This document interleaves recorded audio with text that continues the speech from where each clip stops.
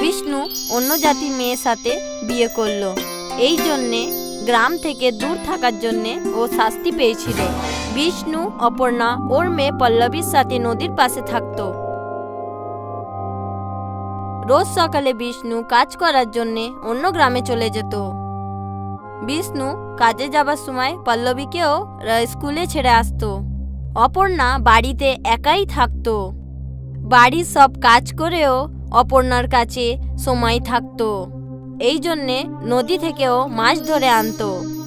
রোজ মাছ ধরে ধরে অপর্ণা এই কাজেতে উস্তাদ হয়ে গিয়েছিল। নদীতে হাত ডুবিয়েই ও মাছ ধরে নিত। বাহ, দারুণ! আজকে তো আমি মাছ ভাজাই করব। যে কোনো মাছ ও নদী থেকে ধরতো। ওই মাছগুলো বাড়িতে নিয়ে গিয়ে পরিষ্কার করে ওইটা রান্না করত। গন্ধ তো খুব ভালো আসছে, লাগছে এটা অনেক মজেছে। সন্ধেবেলায় বিষ্ণু আর পল্লবী যখন বাড়ি ফিরত তখন ভাতের সাথে সাথে মাছও দিত। খেয়ে দেখো আজকে কেমন বেনেছে। মা গো, এইটা খেয়ে কি বলবো, আপনি বানিয়েছেন তো ভালোই হবে। হ্যাঁ, এরমই কথা। হ্যাঁ গো মা, আমি যখন আপনার হাতে টিফিন নিয়ে যাই ওরা সব টিফিনগুলো খেয়ে নেয় আর বলে কত দারুণ হয়েছে। হ্যাঁ মা, আর বলে তোর মা অনেক ভালো মাছ রান্না করে। হ্যাঁ, ভালো কথা। হ্যাঁ হ্যাঁ, মাছ রান্না তো তুমি সত্যিই দারুণ করো। হ্যাঁ, এতে কোনো সন্দেহ নেই। মাছটা দেখে মনে পড়লো, আমি তো ভাবছি রোজ বেশি মাছ ধরে ওইটা হাটেতে বিক্রি করে দিই আর আমি কিছু টাকাও পেয়ে যাব। হ্যাঁ, বিক্রি তো করতেই পারো। তুমি তো মাছ ধরতেও জানো আবার। হ্যাঁ, এবার তো আমি কাল থেকেই কাজটা করি। পরের দিন অপর্ণা অনেকগুলো মাছ ধরে ফেললো। ওই মাছগুলো টকনিতে রেখে হাটে বিক্রি করতে চলে গেল। টাটকা টাটকা মাছ নিয়ে নাও, টাটকা টাটকা মাছ আজকেই ধরেছি, টাটকা মাছ। এইটা মিষ্টি পানির মাছ না গো বৌমা, এইটা তো নুনতা জলের মাছ আর এইটা নদী থেকে ধরেছি। না না না না, এটা আমায় চাই না। অনেক লোকেরা অপর্ণার কাছে মাছ কিনতে এলো, কিন্তু অনেকই কম লোকেরা মাছ কিনলো। এইটা দেখে অপর্ণা চিন্তিত পড়লো। কোনো কথা নেই, আজকে তো প্রথম দিন, হতে পারে কিছুদিন পর মাছগুলো বিক্রি হয়ে যায়। অপর্ণা নিজেকে বুঝাতে লাগলো আর টকনিটা নিয়ে বাড়ির দিকে বেরিয়ে পড়লো। পরের দিন অপর্ণা আবার টাটকা মাছ ধরলো আর ওইগুলো বিক্রি করার জন্য হাটে আবার চলে গেল। মাছ নিয়ে নাও, টাটকা মাছ নিয়ে নাও, টাটকা মাছ। ওরমই ছিল পরের দিনের মতন, বিক্রি হচ্ছিল না। কয়েকদিন এরমই চলল। তখন অপর্ণা আবার চিন্তিত হয়ে গেল। মাছ থেকে ভরা টকনিটা আবার বাড়িতে নিয়ে চলে এলো। অপর্ণা দুঃখী হয়ে রান্না করতে লাগলো। বিষ্ণু যখন বাড়িতে এলো বুঝে গিয়েছিল ওর বউয়ের মন খারাপ আছে। কি হয়েছে অপর্ণা? ভেবেছিলাম কি, ভাবলাম মাছ বিক্রি করে টাকা কামিয়ে ফেলবো। আমার মাছগুলো তো কেউ কেনেই না। আরে, মাছের বদলে যদি তুমি মাছ ভাত বিক্রি করতে তাহলে সবাই কিনতো। আপনিও আমার ওপর হাসছেন? আরে না না, আমি তোমাকে নিয়ে ঠাট্টা করছি না, আমি সত্যি বলছি। তুমি খুব সুস্বাদু মাছ ভাত তৈরি করো, আবার মাছ তো তুমি নিজেই ধরো, তাই তুমি দামও তো কম রাখতে পারবে। একবার ভেবে দেখো না। বিষ্ণু এই কথাটা বলে বাড়ি থেকে চলে গেল। অপর্ণা এই কথাটা নিয়ে ভাবতে লাগলো, সবাই আমার মাছ ভাতের অনেক প্রশংসা করে, আমি একবার এই রান্নাটা করেই দেখি। আমায় তো মাছ বিক্রি করে টাকাই চাই, মাছ থেকে কামাবো, এই মাছ ভাত করে কোনো তো অন্য কথা নেই। অপর্ণা হাসতে লাগলো। ও আবার ভাবতে লাগলো, আমি এইভাবে বিক্রি করি। পরের দিন অপর্ণা আবার টাটকা মাছ ধরলো। তারপর ওই মাছগুলো রান্না করলো। যখন রান্না হয়ে গেল, অপর্ণা একটা ডাব্বায় মাছ রাখলো আর একটা ডাব্বায় ভাত রাখলো। ও একটা ব্যাগ নিয়ে বাইরে বেরিয়ে গেল। অপর্ণা হাটে চলে গেল। মাছ নিয়ে নাও, মাছ ভাত, মাছ ভাত, 25 টাকায় মাছ ভাত। মাছ ভাতের কথা শুনে কাস্টমার চলে এলো। টাটকা মাছ তো? হ্যাঁ গো, আজকে সকালেই ধরলাম। ঠিক আছে ঠিক আছে, আমাকে 1 প্লেট দিয়ে দাও। অপর্ণা ওই লোকটাকে 1 প্লেট মাছ ভাত দিল। ওইখানেই দাঁড়িয়ে খেতে লাগলো। ওর মাছের সুন্দর গন্ধ ছড়াতে লাগলো। আরও কাস্টমার আসতে লাগলো। আমাকেও 1 প্লেট দিয়ে দাও তো। হ্যাঁ গো, নিন। যেমন যেমন কাস্টমার আসতে লাগলো, অপর্ণা সবাইকে মাছ ভাত দিতে লাগলো। আনন্দ হচ্ছিল। ওকে 1 প্লেটে 25 টাকা পাওয়া যাচ্ছিল। একটু পরেই ওর মাছগুলো সব শেষ হয়ে গেল। ও ডাব্বাগুলো নিয়ে বাড়ি ফিরে এলো। সন্ধ্যেবেলায় যখন বিষ্ণু বাড়ি ফিরে এলো, অপর্ণা বিষ্ণুকে মিষ্টি দিল। মিষ্টি? আরে এটা কোন খুশিতে? তুমি খাও তো, আমি বলছি। 3 জনা মিলে মিষ্টি খেতে লাগলো। অপর্ণা আজকের পুরো কথা বলে দিল। আমি বলেছিলাম না তোমার মাছ ভাত খুব বিক্রি হবে। কই এবার দাও, আমাকেও একটু মাছ ভাত দাও দেখি। হ্যাঁ হ্যাঁ, ও তো সব বিক্রি হয়ে গেছে। কি? ওই দিন থেকে অপর্ণা মাছ ভাতের ব্যবসায় করতে লাগলো। লোক মাছ ভাত খাবার জন্য দাঁড়িয়ে থাকতো এই অপর্ণা আসবে বলে। আরে ওই দেখো, মাছ ভাত অলি এসে গেছে। অপর্ণা হাটে আসতেই লোক জমা হয়ে যেত। নিজের টাকা থেকে বাড়ি বানিয়ে ফেললো। বিষ্ণু অপর্ণার সাহায্য করত মাছ ভাত বানাবার জন্যে। বিষ্ণু পুরনো কাজ করা ছেড়ে দিল। স্বামী বউ মিলে মাছ ভাত বিক্রি করত। হাটেতে ওদের দোকানও খুলে গিয়েছিল। মাছ ভাতের ব্যবসাটা চলে পড়ল। কিছুই দিন পর অপর্ণা মাছ ভাতের জন্য বিখ্যাত হয়ে গেল। ওর সব পরিবার মিলে এই কাজেতে সাহায্য করত। গ্রামের বাজারে সুধাংশুর পকোড়ার ঠেলাগাড়ি ছিল। যখনই ও ঠেলাগাড়ি খুলতো, গ্রাহক চলে আসতো। আমাকে 1 প্লেট পেঁয়াজের পকোড়া। আমাকে আলুর পকোড়া। সুধাংশু খুব খুশি ছিল, কারণ ওর ব্যবসা খুব ভালো চলছিল। সকাল থেকে সন্ধে পর্যন্ত ওর গাড়িতে সব সময় গ্রাহকের ভিড় থাকতো। আরে দাদা, 2 প্লেট পেঁয়াজ পকোড়া আর 1 প্লেট আলুর পকোড়া দিয়ে দাও। এই নাও দাদা। আরে দাদা, আমি তোমার থেকে রোজ পকোড়া কিনি, কখনো তো কিছু পকোড়া একটু বেশি দাও। দাদা, আমি পরিমাণে বেশি নিজের বাড়ির লোককেও দিই না। নেওয়ার হলে নাও, আর না হলে এগিয়ে যাও। ঠিক আছে, দিয়ে দাও। সুধাংশুর পরিবারে ওর স্ত্রী সুধা ছিল। এসে গেছো তুমি? আমি তোমার জন্যই অপেক্ষা করছিলাম। জানো, আমার বান্ধবীর বর ওকে নতুন হার কিনে দিয়েছে, আর একটা তুমি যে কখনো কিছু দাও না। তাই নাকি? আগের মাসেই তো তোমার জন্য নতুন শাড়ি নিয়ে এসেছিলাম। হ্যাঁ হ্যাঁ, মনে আছে, তাও সেল থেকে। সেল হোক না হোক, কিন্তু আমি এনে তো ছিলাম। তোমার মতো কিপটে বর আমি কোনোদিনও দেখিনি। প্রত্যেক মাসে নিজের জন্য নতুন নতুন জামা কেনো, আর একটা মাস তুমি আমার জন্য নতুন শাড়ি কিনে দিয়ে এতবার বলছো। কেন কিনবো না? টাকাটা তো আমি রোজগার করি। স্বার্থপর। সুধাংশুর স্বভাবে খুব স্বার্থপর ছিল। ও খালি নিজের ভালো ভাবতো। সুধাংশুর পকোড়ার দোকান ভালো চলছিল, ওর রোজগারও ভালো হচ্ছিল। হঠাৎ একদিন সুধাংশুর দোকানের সামনে একটা অন্য ঠেলাগাড়ি খুলল। গৌরবের আলুর পাফের ঠেলাগাড়ি। নতুন ঠেলাগাড়ি দেখে গ্রাহক ওখানে চলে গেল। আরে দাদা, এটা কি? এটা শহরের বিখ্যাত আলু পাপ। দিদি, আপনি একবার খাবেন তো বারবার চাইবেন। ঠিক আছে দাদা, দিয়ে দিন। এক্ষুনি নিন। গৌরব ওই মহিলাটাকে আলু পাফ দিল। মহিলাটা আলু পাফ খেয়ে খুশি হয়ে গেল। এটা তো খেতে খুব ভালো, এখন থেকে আমি রোজ এটাই খাবো। আর কে ওই কিপ্পন পকোড়া আলার থেকে পকোড়া কিনবে?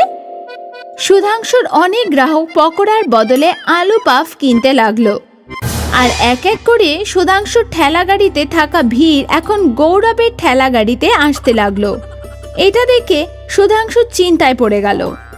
এই আলুর পাপওয়ালা নতুন, কিছুদিনের মধ্যে লোক ওকে ভুলিয়ে আবার পাকোড়া খেতে থাকবে।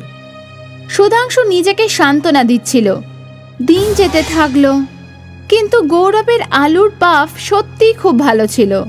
এই জন্য গ্রাহকরা এখনো ঠেলাগাড়ির সামনে দেখা যেত। এই আলু পাপওয়ালা তো আমার ব্যবসায় বন্ধ করে দিল। জানি না কোথা থেকে এসেছে। এ যদি না থাকতো তাহলে সবকিছু ভালোই যেত। সুধাংশু ভাবতে লাগলো ও কি করে গৌরবকে নিজের রাস্তা থেকে সরাবে। গৌরব খুব খুশি ছিল, এসেই ওর ব্যবসা খুব ভালো চলছিল। হে ভগবান, তোমাকে অসংখ্য ধন্যবাদ, তুমি আমার সমস্যার সমাধান করে দিলে। গৌরব খুব ভালো আর দয়ালু স্বভাবের ছিল। যখনই ও ঠেলা গাড়িতে কোনো গরিব আসতো ও বিনামূল্যে ওকে আলু পাফ খাওয়াতো। গৌরব সব আচরণ সুধাংশুর ভালোভাবে লক্ষ্য করছিল। এ তো খুবই বোকা, একে তো খুব সহজে বোকা বানানো যাবে, কিন্তু প্রথমে আমাকে ওর সাথে বন্ধুত্ব করতে হবে। আর তারপর এই ভেবে সুধাংশু গৌরবের সাথে কথা বলা শুরু করলো। আরে দাদা, কি খবর? ভালো, আপনি বলুন। শুনলাম যে তোমার আলু পাপ খুবই সুস্বাদু, কখনো আমাকেও খাও। আরে এক্ষুনি নে। গৌরব সুধাংশুকে আলু পাফ দিল। সুধাংশু সেটা খেলো। আরে বাহ, এটা তো খুবই সুস্বাদু, একদম নতুন জিনিস, কি মজা এসে গেল। আপনার ভালো লেগেছে? এটাই অনেক। এই আইটেম তো তোমার বড় দোকান খুলে বানানো উচিত। সেটা তো আমি চাই, কিন্তু দোকান খোলার জন্য টাকা তো নেই। আমিও দোকান খুলতে চলেছি। যদি তুমি কিছু না মনে করো তাহলে একসাথে দোকান করি, যাতে দুটো কাউন্টার থাকবে। তুমি আলু পাপ বিক্রি করবে আর আমি নিজের পাকোড়া, মানে পার্টনারশিপ। হ্যাঁ, সেই রকমই। আমি তো বড় বাজারে একটা দোকানও দেখে রেখেছি। বাহ, তাতে তো ভালোই হবে, বড় বাজারে ভালো বিক্রিও হবে। হ্যাঁ, সে তো নিশ্চয়ই। আমি কবে থেকে একজনকে খুঁজছি যে অর্ধেক টাকা দেবে আর আমার পার্টনার হয়ে যাবে। বড় বাজার দোকানের খরচা কত? সেই রকম না, মাত্র 6 লক্ষ। আমার কাছে 3 লক্ষ আছে আর 3 লক্ষের দরকার। ঠিক আছে, আমি দেব, আপনাকে কাল বলবো। ঠিক আছে দাদা। সুধাংশু গৌরবকে নিজের জালে ফাঁসালো। গৌরব বাড়ি গেল আর ওখানে এই সব ওর স্ত্রী লতাকে বলল। এই তো খুব ভালো খবর। আমার কাছে 1.5 লক্ষ আছে। বাড়ির 1.5 লক্ষ কোথায় পাবো? তুমি ওই নিয়ে চিন্তা করো না। আমার এই গয়না কবে কাজে আসবে? তুমি ওইগুলোকে বন্ধক দিয়ে দাও, আর তোমার কাছে যখন টাকা আসবে তখন ছাড়িয়ে নিও। ঠিক আছে, এটাই ঠিক হবে। গৌরব লতার সব গয়না বন্ধক দিয়ে দিল আর ব্যাংক থেকে নিজের জমানো টাকাও তুলে নিল। দাদা, টাকা জোগাড় হয়ে গেছে। আরে বাহ, তাহলে চলো কাল আমরা দুজনে মিলে একটা দোকান কিনবো। ঠিক আছে দাদা। গৌরব আর সুধাংশু মিলে মালিককে টাকা দিল আর তারপর মালিক সুধাংশুকে দোকানে চাবি দিয়ে দিল। সব শেষে আমাদের স্বপ্ন পূরণ হয়ে গেল। হ্যাঁ, এবার একটা কাজ করো, তুমি নিজের ঠেলা গাড়িতে যাও। আমি এখানে মেরামত আর দুটো কাউন্টার বসানোর কাজটা দেখে দিচ্ছি। এর মধ্যে তুমি কিছু টাকা তো রোজগার করতে পারবে। ঠিক আছে দাদা। গৌরব নিজের ঠেলা গাড়িতে পৌঁছালো আর আলু পাফ বিক্রি করতে লাগলো। কিছুদিন চলে যাওয়ার পর সুধাংশুর পাকোড়ার ঠেলা গাড়ি বন্ধ ছিল। 1 সপ্তাহ পর যখন গৌরব দোকান দেখতে গেল, তখন ও দেখলো যে সুধাংশু প্রথম থেকে ওখানে পকোড়া বিক্রি করছিল আর দোকানে শুধু একটাই কাউন্টার আছে। আরে দাদা, কাউন্টার তো খুব ভালো হয়েছে, কিন্তু আমার কাউন্টার কোথায়? কোন কাউন্টার? কোথাকার কাউন্টার? এটা তো আমার দোকান, এখানে শুধু একটাই কাউন্টার থাকবে। এটা তো পুরো বিশ্বাসঘাতকতা। এই দোকানের অর্ধেক টাকা তো আমি দিয়েছি। তাই তোমার কাছে কোনো প্রমাণ আছে? আর যদি থাকে তাহলে আমার বিরুদ্ধে রিপোর্ট করো। গৌরব বুঝতে পারছিল না যে ও কি করবে। ওর সব জমানো টাকা শেষ হয়ে গেছিল। গৌরব কাঁদতে কাঁদতে জঙ্গলের দিকে চলে গেল। হে ভগবান, তুমি এটা কি করলে? আমি কি ভেবেছিলাম আর কি হলো? এর থেকে তো মরে যাওয়াই ভালো। গৌরবের কান্না শুনে বৃক্ষদেবী ওর সামনে এলো। গৌরব, তোমার চিন্তা করার কোনো দরকার নেই। তুমি খুব ভালো মানুষ। তুমি অনেক লোকের সাহায্য করেছো আর সেই ভালো গুণ আজ তোমার কাজে আসবে। সেটা কিভাবে? এই গাছের কুঠুরিতে হাত দাও, যেটাই তুমি পাবে সেটাই তোমার। ঠিক আছে। গৌরব গাছের কুঠুরিতে হাত দিল তো ও হাতে সোনার মোহর পেল। গৌরব মুঠো ভর্তি মোহর বার করে নিল। ধন্যবাদ আপনাকে, অনেক অনেক ধন্যবাদ। এই সোনা দিয়ে আমার জীবন বদলে যাবে। মনে থাকে যাতে ভালো কাজ করা ভুলো না। আমি সব সময় লোকেদের ভালো করতে থাকবো। গৌরব তার গয়না ছাড়িয়ে নিল, নতুন বাড়ি কিনে নিল আর একটা দোকানও কিনে নিল। শেষেও যেটাই চেয়েছিল সবকিছুই ও পেল।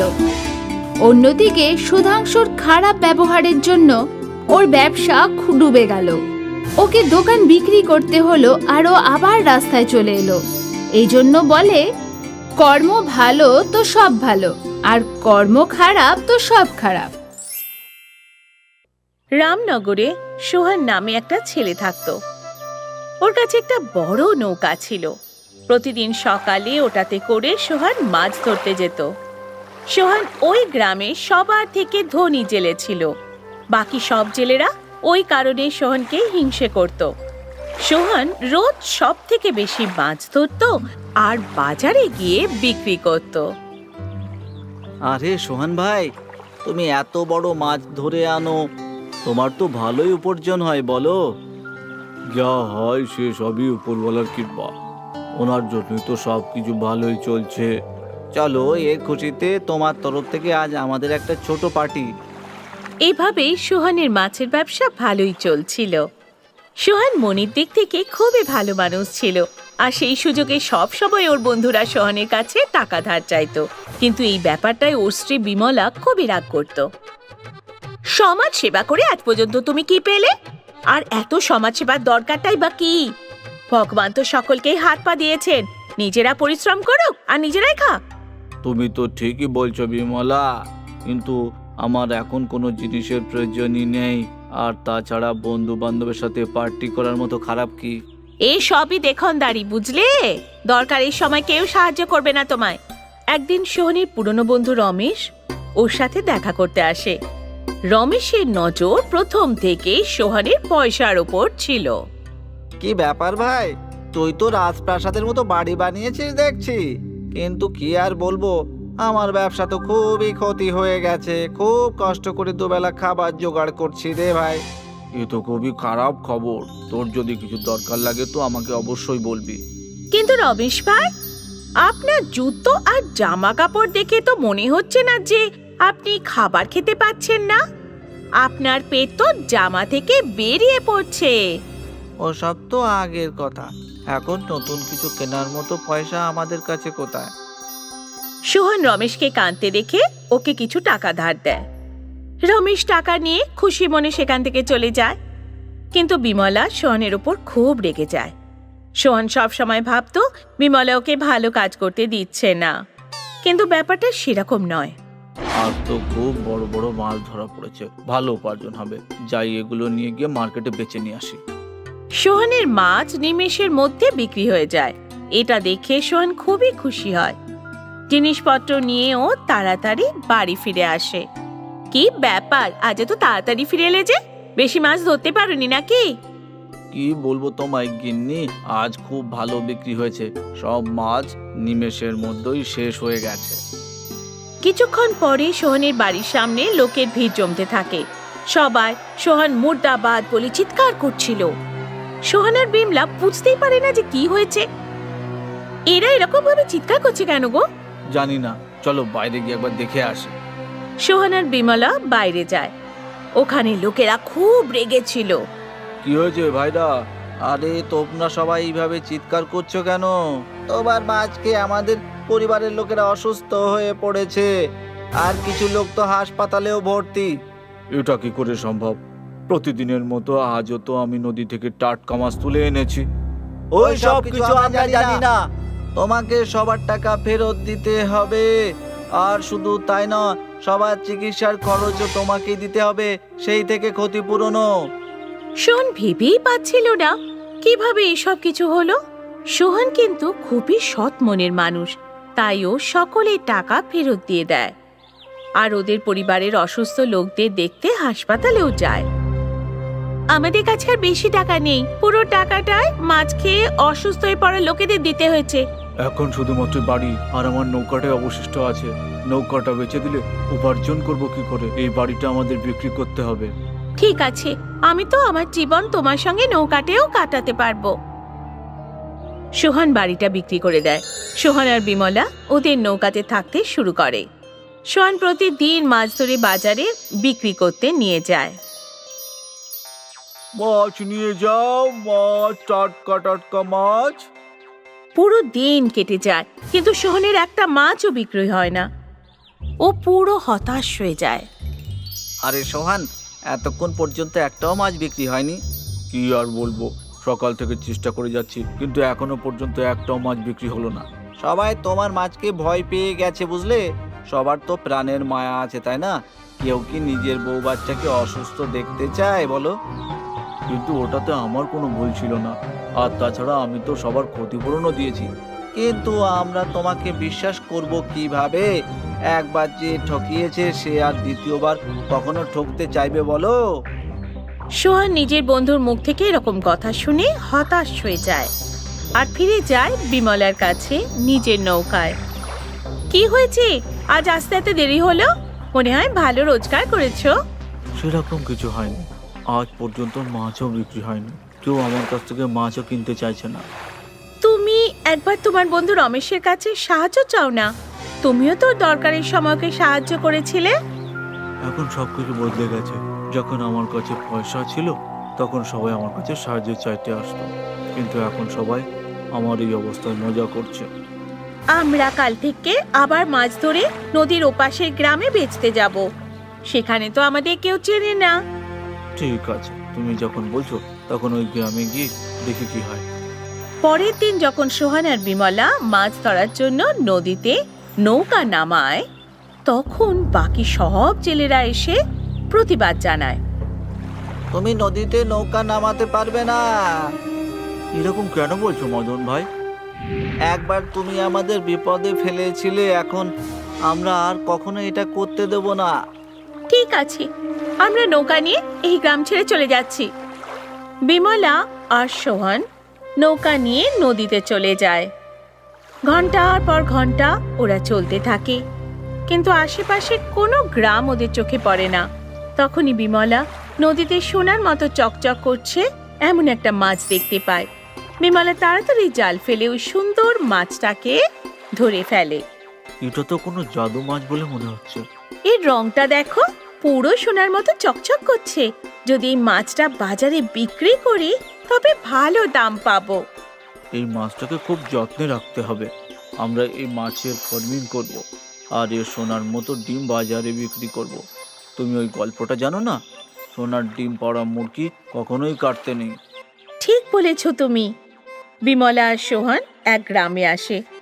সেখানে নিজেদের নৌকা বিক্রি করে জমি কিনে সেখানে একটা পুকুর বানায় আর সোনার মতো মাছটার ফার্মিং শুরু করে। কিছুদিনের মধ্যেই মাছটা সোনার মতো ডিম পাড়ে। আমরা এই সোনার মতো ডিম বিক্রি করে অনেক টাকা রোজগার করব। ধীরে ধীরে বিমলা আর সোহান ওই সোনার মতো ডিম বিক্রি করে আবার বড়লোক হয়ে যায় আর নিজেদের গ্রামে ফিরে আসে। সোহানের কাছে টাকা দেখে গ্রামবাসীরা আবার টাকা চাইতে আসে ওর কাছে। আরে বন্ধুদের কথায় কখনো রাগ করতে নেই, তুই তো আমার প্রিয় বন্ধু। মিথ্যে বন্ধুত্ব দেখানো বন্ধ করে দাও। আমাদের যখন দরকার ছিল তখন তুমি আমাদের অপমান করে মজা লুটছিলে। চলে যাও এখান থেকে।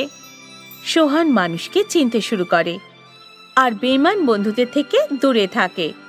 সোনার মাছের সাহায্যে ওদের জীবন খুব ভালোভাবে কাটছিল।